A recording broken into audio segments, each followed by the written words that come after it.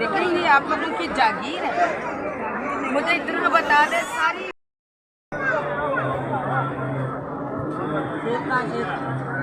साथ लगा को लगा